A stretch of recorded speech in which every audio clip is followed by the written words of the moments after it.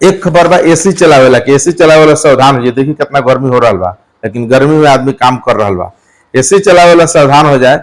बहुत लोग घर में एसी के मिसयूज कर रहा बा, ये मिसयूज से रउआ सब बची। और एसी जो लोग भी चला रहा बा वो ध्यान रखे, एसी रउआ 20 से नीचे चलाई बा, सोचो कि रूम एकदम ठंडा हो जाए या कंबल ओढ़ के सो जाई, तो इससे रउआ कोनो फायदा नहीं है। राउर एसी या तो जल जाई या नहीं तो राउर बिजली बिल ज्यादा आ रहा बा। तो बिजली बिल भी कम करे के बा और एसी के भी ड्यूरेबल बनावे के बा, अधिक दिन तक टिकावे के बा।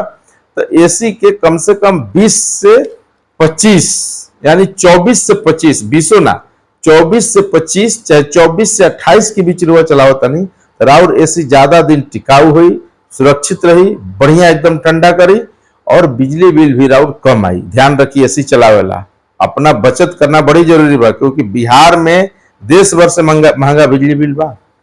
तो ऐसे में बिहार के लोग अगर सुन रहा बा, देश के लोग तो सुनते बा, बिहार के लोग भी अगर हमारे वीडियो के ध्यान से देखता सुनता तो ये बात पर गौर करे।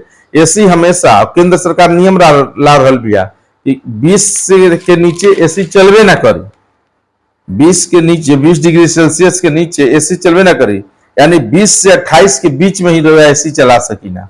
तो अच्छा बात बा, एसी के पैसा भी बची और एसी के ड्यूरेबल लाइफ भी बढ़िया हो जाई। जितना आग उग लागता ये सब गर्मी में उस सब से बचत हो जाई। अच्छा खबर बा, अच्छा योजना बा।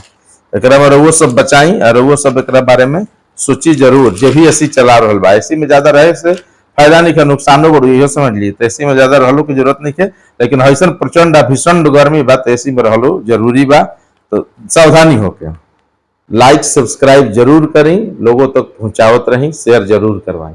धन्यवाद।